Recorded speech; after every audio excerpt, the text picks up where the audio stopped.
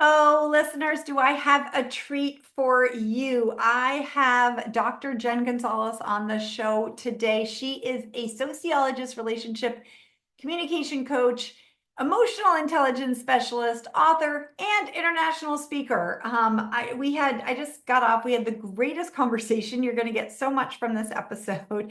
She is an influential leader in her space. You will sense her energy immediately. And watch this on the YouTube also. If you're listening on podcast, you'll love seeing her energy. Her inspirational work centers around fostering connection, effective conversation, and deeper understanding to resolve some of the biggest issues for individuals, relationships, and society overall. She's a celebrated author. She penned From Madness to Mindfulness, Reinventing Sex for Women, a self-help guide designed to help women overcome shame and miseducation and reclaim their passion, pleasure, and connection. She's passionate about equality, education, and empowerment. She is also an active philanthropist in her community, and her community is San Diego, and she fully embodies her San Diego life by kicking butt at beach volleyball, strumming the ukulele, volunteering with organizations like Women Give San Diego, and she even holds a black belt in karate. Like, come on, you're gonna love this conversation, and I'm just gonna dive right in. Let's go.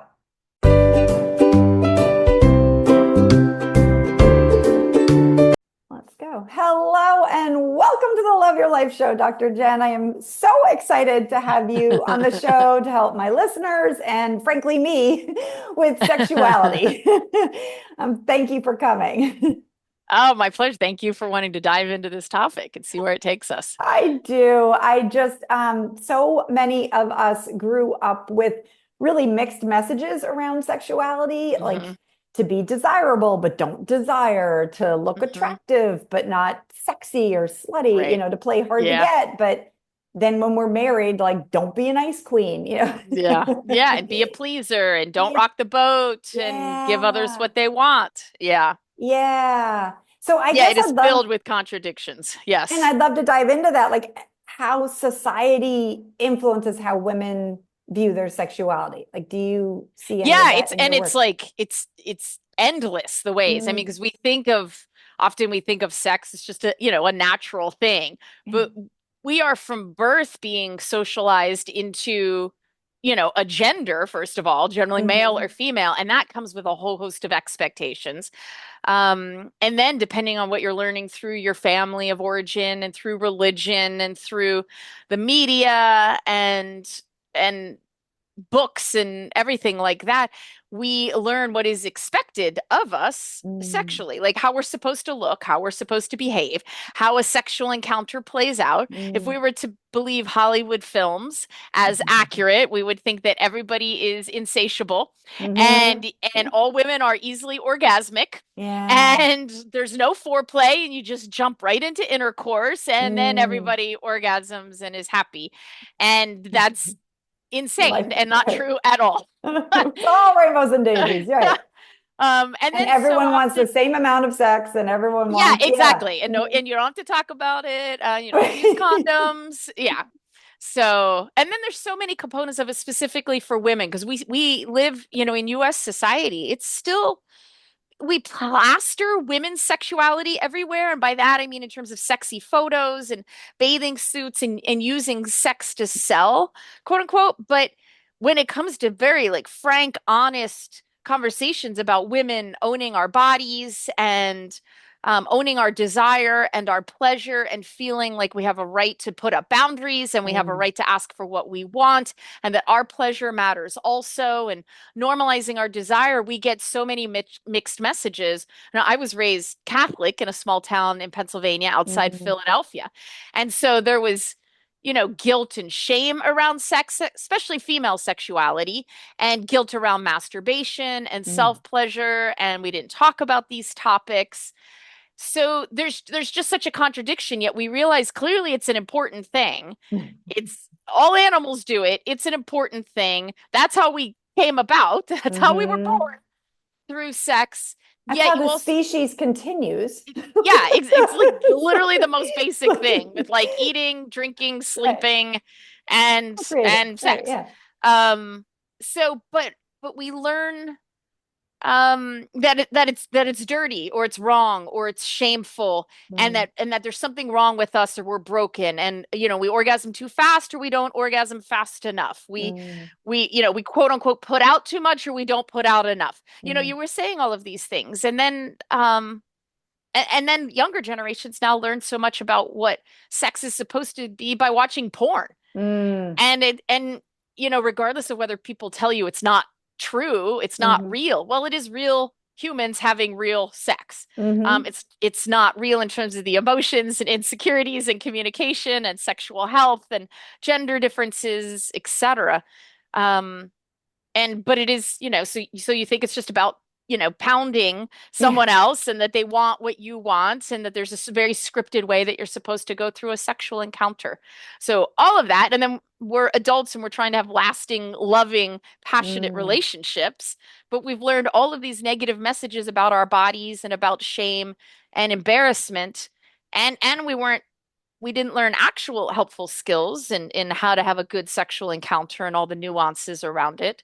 And then so often, yeah, as women, we think there's something wrong or broken with us. And as soon as a couple start having problems, you've got a higher desire person who feels rejected or mhm, unattracted or undesired, and you have a lower desire person, which is almost impossible that you won't have that in a right, long-term relationship. And the lower desire person feels embarrassed or ashamed or guilty, or like their partner's going to leave them or mhm, cheat on them. And it's just so laden with fear and self-worth topics and lack of communication and skills yeah, about what to do around it. And mm, then that just becomes a cycle of more problems and avoidance. Yeah, so that's what I specialize in. All of yeah. that. Well, and I just love it because it's like the communication in itself is, it feels so, I grew up in a small town outside of Boston, so, and Yeah, my there you mom go. was Catholic, so it's, Okay, yeah, very similar, and like communication about this stuff felt so awkward. And as a young girl, it's like, don't talk about it, don't right. think about it, don't have desire, but you better look good and act, because your role Right. is to find a husband, like. Exactly. And your self-worth is in your appearance and your Yes. weight Hmm.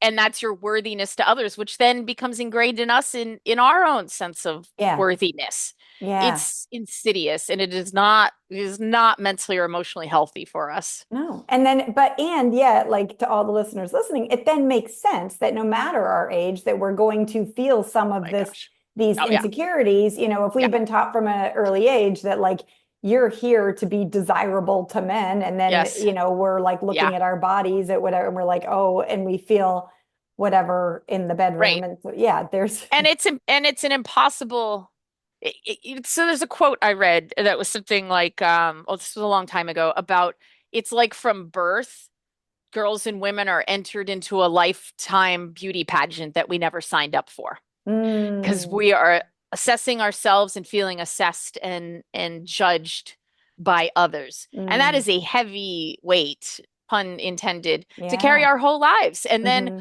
we age and we gain weight and you have babies and the hormone shifts and menopause. And those are very real changes to our body. And instead of being taught to focus on the strengths that our body does have, and Hmm. it's amazing what our Hmm. bodies do, and to be grateful that we got out of bed this morning Yeah. and that our bodies are amazing vehicles so much for so much pleasure and connection and fun and enjoyment.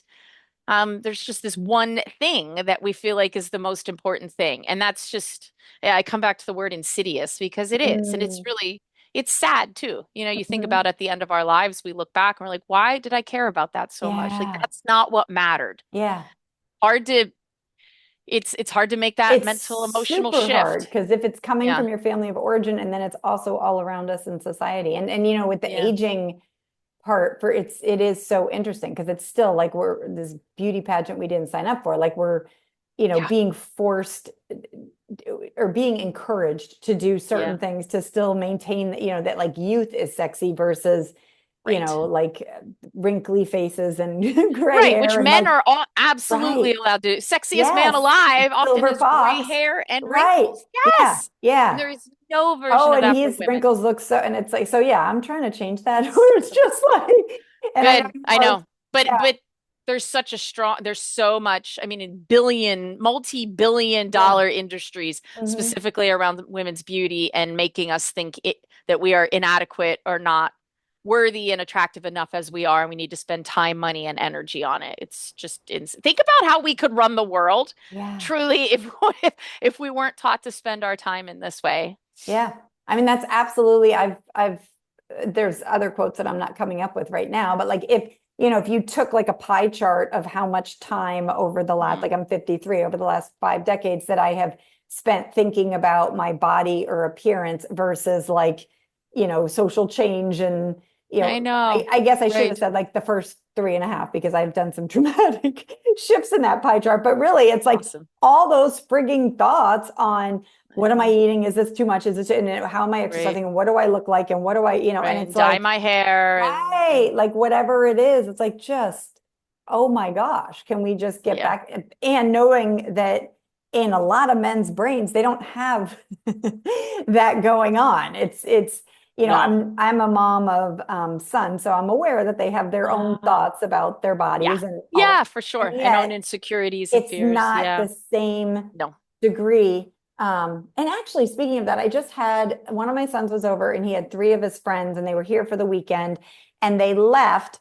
And he's here, he's actually from San Diego State University. He's here in Australia for a Yay. semester abroad. And so he has met other like friends, and so he had the guy friends components of that's coming to stay at our house and do sort of the Southern Australia tour. And the girl component, they were off doing something else. And when the boys left and went back to Sydney, I just had this, I was like, oh my gosh, they did not mention girls. They did not mention um, like their appearance. Their talk was all about like present day enjoyment of what they were doing, also like future plans of travel or whatever. Yep. Um, and I just know from being a female that if I was together with my friends and we were 20 and Yeah. 21, I'd be like, what are the boys doing? And I'd like, it's like, are we posting on, Right. and Right. Are we taking yeah, sexy like photos taking of us pictures to of us send sitting to here at the them? cafe to like Yep. post and look at how we're doing and instead of Yeah. like in the moment. And Yeah. it is challenging. So how can we start moving out of that as women, Dr. Jen? Like how Well, and help? one thing I was thinking, because this very much relates to, how and whether we could show up sexually with our partners, Oh because yeah. body image is one of the big things that can get in the way. Once we're out of the newness of the beginning of a relationship that's so run by neurochemicals and excitement Hmm. and fun, and that tends to fade over time, then we're left with our insecurities and our fears Yeah. and our shames, even though the person in front of us is the same person that we love and we're committed to and want to be with. So, so often, when I work with heterosexual couples, the men, if I'm working with a husband, he's like, I think she's beautiful. Like, I don't care that she gained Yeah. 10 pounds, 15 pounds. We're both aging. Like, I Hmm. am so excited when I get to touch her body and touch her Yeah. curves and be with her. And I'm excited when she is present and enjoying it. Yeah. When I could sense some desire or passion in her and like and I'm giving her pleasure and she's enjoying it. Yeah. It's that mindful, one aspect of mindful intimacy is how to be present in the moment Hmm. despite shame, embarrassment, distracting thoughts, Hmm. and know that our partner isn't thinking those things that often that we're worried about. They are just really happy Yeah. and wants us to be, as confident and present as possible and enjoying it. Yeah. So, I think that's yeah, massive. And I think that's like, I just want people to hear that like the difference is like when we're in the bedroom and or wherever we're having sex or having intimacy, like, yeah, and the person is saying words like, I'm enjoying this, or this is fine, or no, you're not taking too long, like all those things. yeah, Like we have to yes, let those words sink in and yes, turn down the noise on all the conditioning. And yes, because that's what's happening in a lot of women's heads is that they're like, oh, he's just saying that. And it's like, what if he was not just like, what right, if he's for real? That yeah, he does love your curves, that your butt yeah, isn't too big, or that it's yeah, big, like whatever. Like that's for me was my work in just like letting it sink in and be like, Yeah. yeah, you know what, like once I'm in a healthy relationship, like to just Yes. listen to what Yes. he's saying, and what if it were true? And what Yeah. if I can get out of this other nonsense, that society's told me that you need to have like no, like what, wrinkles are going to affect his sex drive? I Right. Right. So I have two thoughts, absolutely. And I have two thoughts about that. One of it is we're already in this sexual encounter with somebody, Mhm. So it's like, may as well make the best of it. And it's funny because there's something that seems to be programmed in us around social anxiety Mm. that we are afraid of being judged. We're afraid of being rejected, which makes sense because we're innately social creatures as humans. And as women, we tend to feel this in a much deeper way, and then Yeah. particularly around our bodies.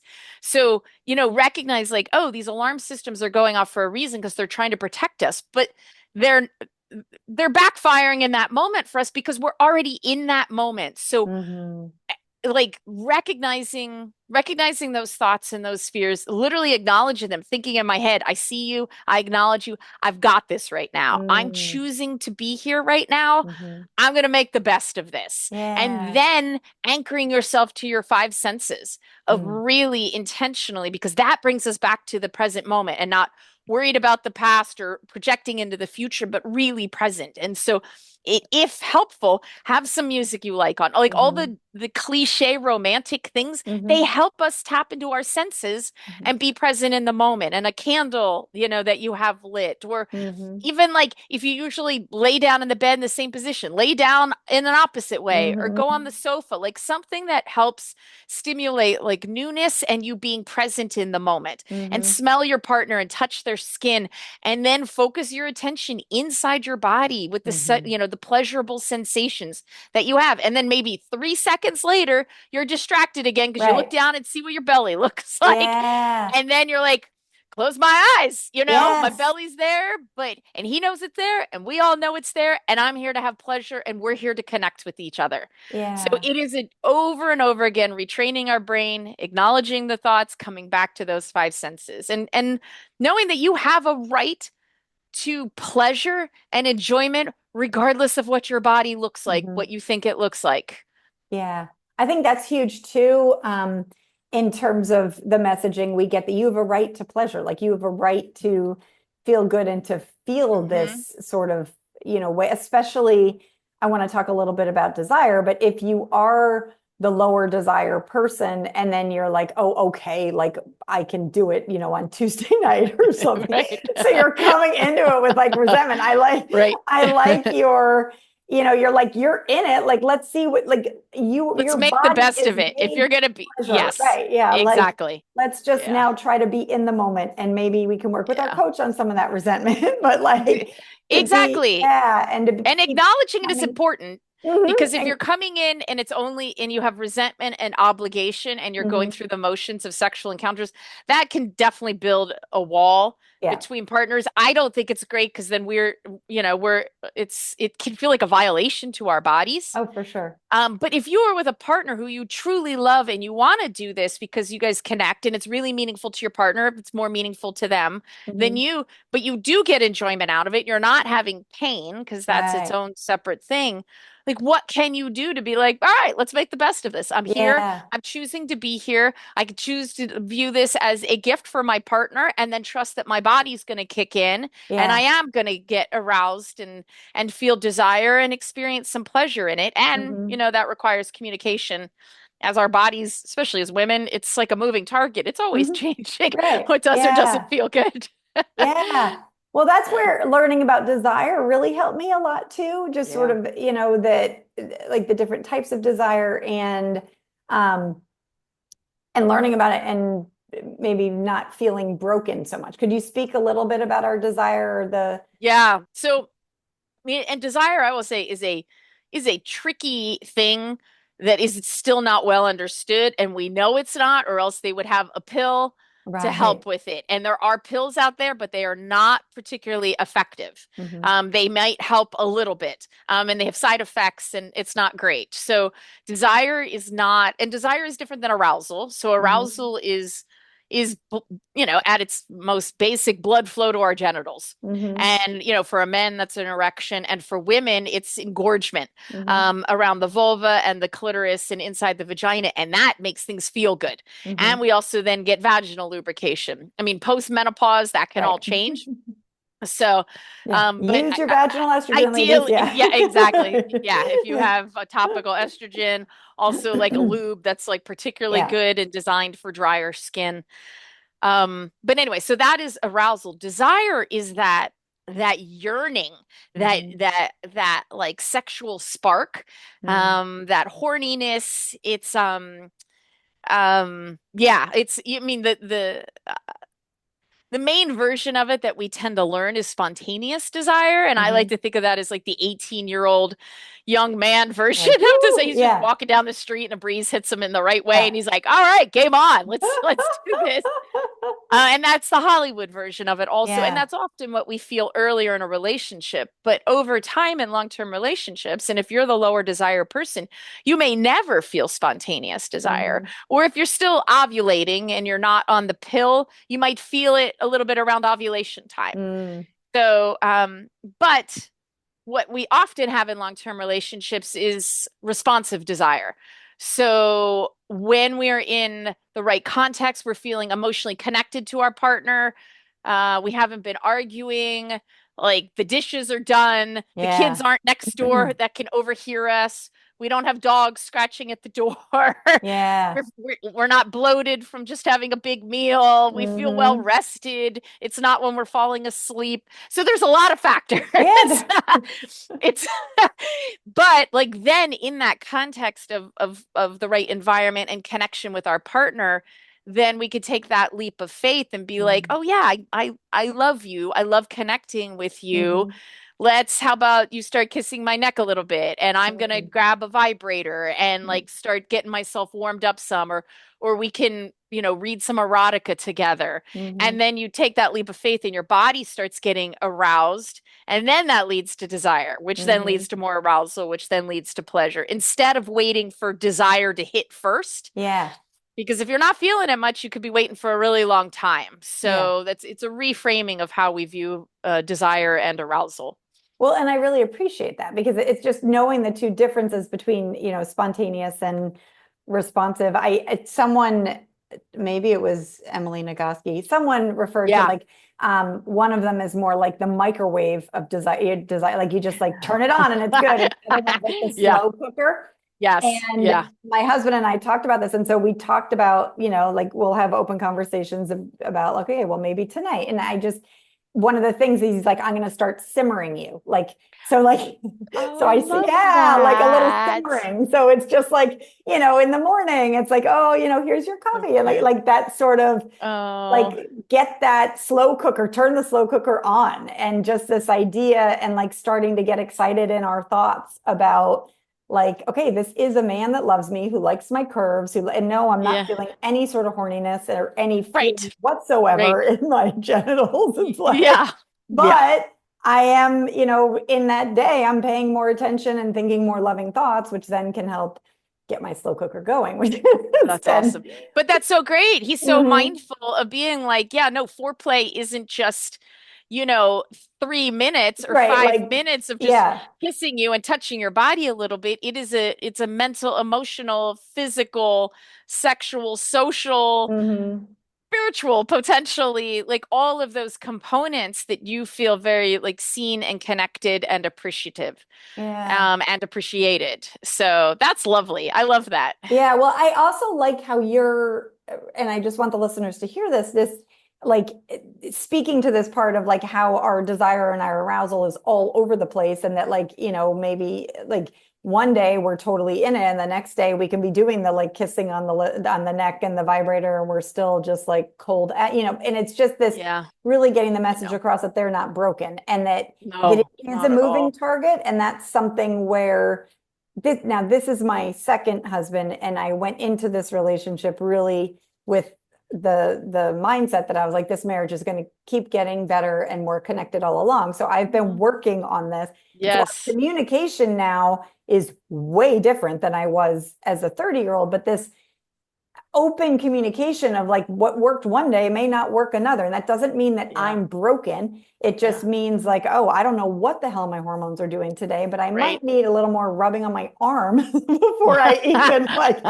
before you Right. even touch my shirt. Like, Right, it's right. like, And it also and doesn't mean he's doing anything well, wrong or that your that's the partner, thing, right? they're not doing wrong. They're not bad lovers. It doesn't mean Hmm. you're not attracted to them. It doesn't mean they're not desirable. And Yeah. so often that gets all equated Right. together. And so to Yeah. realize like, this is women's bodies in long-term relationships with, the stress of life and the shifts of hormones. And how do we work as a team together if we want to maintain and build this intimacy? How Hmm. do you be creative? Yeah. How do you be courageous? How do you be resilient? Mm. And how do you be loving with each Yeah. other? Well, and what you're saying about the team, and that's why like how we do sex, how we do one thing is how we do everything, because it is that communication. And if say we're communicating about the kids' carpools and we just our communication skills aren't the greatest and we get defensive and Yeah. argumentative, right? It's the same thing where it's like, hey, could you rub me a little more there? And he takes it defensively, like he's doing something Yes. wrong. So I like Yes. the team approach and that it's not just a flip. Like it's not just like a one and done, that it is a skill Yeah. to be built. Ongoing. Um, Yes.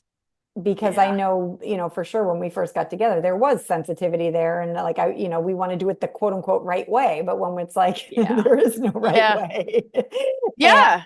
yeah, Or there's a right way in this moment that in works. this moment, right now, it looks like this is the Yeah. right way. And just Yeah. having some of that, I guess that flexibility with us as women, Mhm. I'm reminded of how just our whole, we were talking earlier about procreating and like as a woman, we had to be much more selective with Mhm. our mates and when we had sex. Like Mhm. we first of all ovulate, during one period of the month where the man can have a baby multiple times a day. Like he can, sperm a baby. Right. Whereas Right. we're much more selective. And I Yeah. sometimes that helps me when I'm like, okay, yes, like the dishes do need to be done. Like all this stuff needs to be done before I can get out of my head. And that's just Right. because I'm a very selective, intelligent like person. I don't know. I don't know. Yeah. I love it. And so you mentioned Emily Nagoski Hmm. and her book "Come as You Are" and her latest one "Come Together." Those are just really great Mm. books for understanding sexuality and sexual connection in long-term relationships. And one of the things she speaks in there, she speaks of the research around brakes and accelerators Ah. and that it literally works in that way in our brain around it's like the dual control model of sexual desire Hmm. or something like I know it's dual control model of something um, and that it really works that way that we have things that excite us and then we have things that inhibit us and Hmm. so often when we learn how to quote unquote fix our sex lives or add excitement and spice up your sex life it's so often pushing the accelerator Hmm. but if there is a brake on and a brake on heavy, you can push the accelerator all you want. You're not going to get Doesn't anywhere. matter. And Yeah. so all of these components, and it does seem in general that as women, we just have more components that can hit our brakes. And I do think that speaking to what you just said, evolutionary wise, as animals, we do need to be more selective because at least in our fertility years, which is, again, why we have sex as animals, is so that we can have a baby and a baby is a massive massive expense of everything Energy in and life everything. Yeah. Hmm. of your body and your time and we're also women are more defenseless Yeah. when pregnant and giving birth and having a little baby to protect. So I Mm. do think it makes sense. I understand it could be frustrating Yeah. as our partners, but like it's not like women aren't trying to be difficult. Hmm. We're doing the best we have in a society that we didn't learn a lot about these topics, and Yeah. we're taught to blame ourselves or then want to bury our heads with shame because we feel bad, and so it just that realizing okay, what are components of the breaks? what does push the accelerator? And then how can we also, for lower desire people, how do we prime our own pumps and not Mm, expect our partner is the only one that can elicit desire in us and mm-hmm, arousal? And so I mentioned reading erotica. There's great audio erotic apps out there and mm, listening to sexy stories, which are mm, really good. They're well acted. They've got sound effects. Like you listen to a few minutes mm. of something like that while you're in the grocery store and you're like, oh yeah, this is like the hottest grocery store trip Yeah. ever. Oh my God, that's so Or fun. like Yeah. driving home or doing the dishes or coming home from work or going for a Mm, jog or anywhere. You can prime your own pump by finding stories that turn you on. mm, And our brain, in that way is our biggest sex organ in terms of fantasizing and getting turned on. So, and mm-hmm, then, grab a vibrator and move it around your vulva and just start getting some blood flow to that area. And then mm, maybe if you're not the one who initiates much, then you've got your juices flowing a little bit and you can yeah. go initiate with your partner. And they were probably going to be delighted if they're the higher Yeah. desire person. And because then they feel desired and they feel wanted by you. Mm.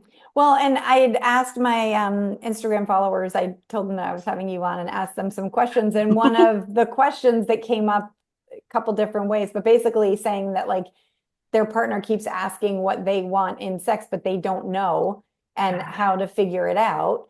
And a lot of what you're just saying there, like just play around, like see if Yeah. listening to erotica is Yes. helpful. I guess one thing I want to say about that, that as a former Catholic girl, and I hear from a lot of people, is, and maybe you can speak to this, like the things that turn us on aren't necessarily, it doesn't necessarily mean we actually want to do that. Like Right. that's very different. So And good. Yes. yeah. So like years ago, probably it was at least 15 years ago, I interviewed about 35 women about all sorts of details Mm, about sex and desire and masturbation and fantasies yeah. and on sexual abuse, this whole host of things. And one of the topics they were most embarrassed about was fantasies and Yeah. sharing any fantasies that they have because they are so personal. And so often as women, we think there's something wrong with us if we Hmm. have this fantasy of like somebody overtaking us, a stranger so Mm, overwhelmed with desire, and they hmm. want us. And that does not at all mean we want that in our real life with Right. the consequences of that, where we haven't consented or somebody's taking something from us Right. or assulting us, like not at all. No. Or threesomes, Right. or Yeah. I don't know, sex with robots, because the Yeah. erotica Yeah. can go in all sorts of directions. You're like, yeah, no, practicality of this or practicality of group sex with 10 Yeah. other people. You're like, Uh-uh. okay, this is gross. Or like, Right. there's too many bodies, there's too much fluid. Like, I can't, Yeah. like, what? No. No, but in our heads, like, that stuff can be really, really hot. And Hmm. there does seem to be a gender difference that I found over the years that women are much less likely to ever want to live out their fantasies because there's too much logistics and fear and danger and Yeah. potential And maybe that consequences. evolutionary part kicking in too, where it's like, Yes, right. yeah, Then where they're just like, right, all those breaks are right. like, yeah, there's Hmm. nothing that this is, and not that there isn't potentially some, and maybe that's learnings from society or learnings from Right. Catholic upbringing. So there Yeah. could be shame and embarrassment to get over. It could be getting in the way, but often it's just like, no, that actually is dangerous, and I don't like that, or I really just like being with one person. Yeah. Many men, when they have fantasies, they do want to act them out. Mm, yeah. So I think as women, it could be hard to want to share them with men. One, because it feels so personal, and two, then they're like, "All right, let's go to a club or Yeah. You're let's like, do no, no, this," no. or you're Right. like, not at Yeah. all. And it doesn't have to be because of shame or hangups or anything. It's just you're like, yeah, no, that's why I can enjoy it and get turned on by it because it's safe in my head, It's safe in my and head. I Right. still have control in that way. Yeah, and I guess the So people who are asking this question, they can just get started by maybe listening to some of this erotica or reading, yeah, some even like romance novels or yeah, anything and just playing around with it. They don't have to share it with their partner. They can just be in their head, but to start paying some attention. And yeah. then even hearing you say, like with the vibrator, I know some of my listeners are like, oh my God. But again, it's like we use technology for so many other aspects of our life to make it better. And certainly in, perimenopause and menopause, it's like, use whatever you need to Yes. And especially with hormonal changes. Yeah. I mean, Mhm. first of all, we're all wired differently Mhm. around pleasure or not. Like I literally know women that like can get up on a horse Oh and within yeah. 30 seconds they're like, "Oh yeah, here we Oh, go." You yeah, know, or yeah, sit on top of a like a washing machine. I had yeah, heard those stories and I was like, "Shut up." yeah. Versus and No then there's kidding. women who like if they don't use any technical interventions, it could take them 45 minutes with their Yeah, hands to be able to have an orgasm. And that's if like they have enough time to right. stay focused and Yeah, spend in their 45 minutes brain, doing it. exactly. Yeah. Be like, okay, Hmm. you know what? I've got like 40 other things on my priority list. Yeah, So, and then that changes a lot with hormonal and body shifts through pregnancy and birth, and then perimenopause and menopause. So, just know, like, yeah, there's tools out there that can absolutely help you get blood flow and pleasure. Um, yeah, try them out. And there's so yeah. many different ones. So, start with maybe a smaller one and then start kind of building up to see what works for you. I love it. And so another question that came in was, what about if we haven't had sex for weeks, months, or even years? Yeah, super common. Like the official definition of a sexless marriage is, I think, sex, you have like intercourse or sex 10 times or less a year. Mhm. And I was like, for a lot of long-term married couples, 10 times is a lot in a Yeah, year. yeah, That's almost once a month. yeah. So it's not uncommon. I would say, I mean, there's a lot, right? There's a lot to unpack because it really depends on how long it's been. And if one person, if there's a higher desire person who is really missing it and Hmm. disappointed and upset, if you are going to start working on it and trying to reconnect, you really need to commit to it because what Hmm. happens is folks do have the best intentions. Their partner is upset. They're like, okay, we're going to do it. And then for like a month, they do it. And then it just goes back to how it was. Hmm. So because it needs to be incredibly intentional Yeah. because this isn't going to just fix itself on its own. Hmm. And so, one of the things that I like to tell folks to do is something I call happy naked fun time, Mm. HNFT, HNFT. And it is creating space, like scheduling time and space to be intimate together. And it doesn't Hmm. have to be sex per se, but Hmm. that you're prioritizing 45 minutes once a week with no technology and no interruptions, ideally, Hmm. including pets. Yeah. And that you get to be naked or mostly naked and you're cuddling with each other and you're touching and you're talking about your day and you're having quality time and maybe you're Mm. looking in each other's eyes. Literally, you could be wrestling, you could play a game if you want, but just to start normalizing this Hmm. and maybe some massage and then hopefully maybe your body will kick in a little bit. If you put an expectation on yourself though of like, you have to perform, Yeah. then that's probably going to, if you're the lower desire person, it's going to Yeah. kill Right. it. Yeah. Exactly. Right. So it's just, if it's only been a few weeks and that's unusual for you, then use happy naked fun time. Yeah. If it's been a really long time, that means there's all these other blocks and barriers and resentments and misunderstandings and expectation. Um, it just needs more like a coach or a Yeah. I was therapist or a like, get a coach. counselor. Right. Exactly. Yeah, Yeah. to be able to talk it through and get on the same page with somebody who knows, who's an expert in these areas, that can facilitate a conversation for you to help you get on the same page with doing activities together. You both have the same Hmm. expectations. You know how to communicate, you know how to be a team with it, and then how to move forward from there. So, Well, but and I mean, if you're both yeah. low desire and neither of you truly misses it, Right. there's not a problem. That's also, I'm glad that you spoke to that because it's like, is it a problem? Is it something? But if you're writing a question and you're not coming from that, like, well, I think everyone else is doing, more Right. or less, or like, but if you're just Yeah. coming from a, like, I'm uncomfortable with it, I might want something different, then that's absolutely to start the path Yeah. forward. And it would be similar to, like, say you haven't exercised in weeks, months, or years. Like, what do you do?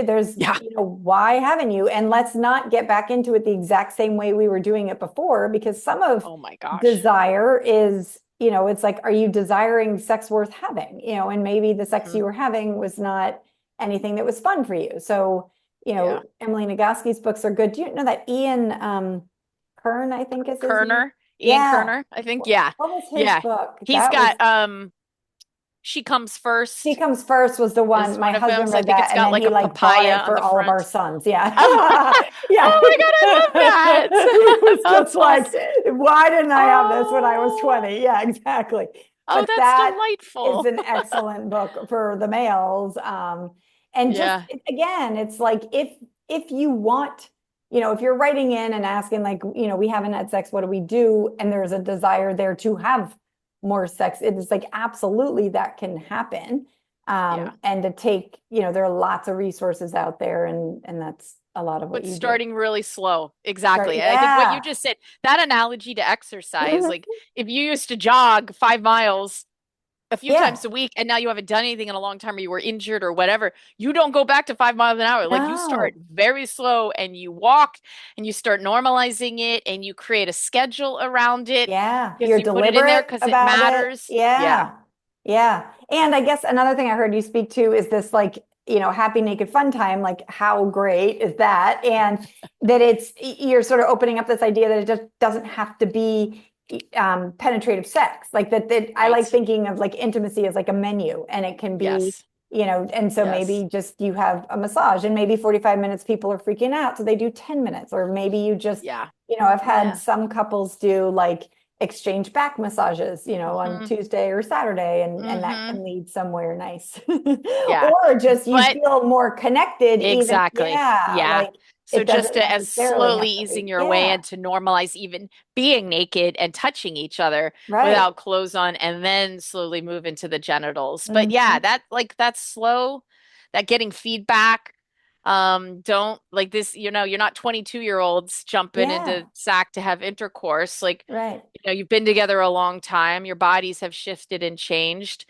It's very vulnerable. Like It's intimacy, at the core very of intimacy vulnerable. is raw vulnerability Hmm. and trusting the person you're with and creating the safe space that they can trust you. And it is Hmm. very scary and it is very beautiful. Yeah, I was gonna Uh, say it's very rewarding too. It is that yeah. like it is that part of, love where it's like, oh my God, if I open myself up, I could, be embarrassed or Yeah. be hurt. And it's like, Yep. yes. And if you don't, like if you're sort of holding yourself back, you're only experiencing half of the Yep. joy and the bright. Okay. Yeah. Well, thank you. You've helped so much already. I could, Yay. how would the listeners who are like, I want more Dr. Jen, how would they find Yay. you? Or, yeah. My main hub for my stuff is my main website. It's drjensden.com. It's Mhm. DRJENNSDEN. And my book on there, From Madness to Mindfulness, Reinventing Sex for Women, is on there.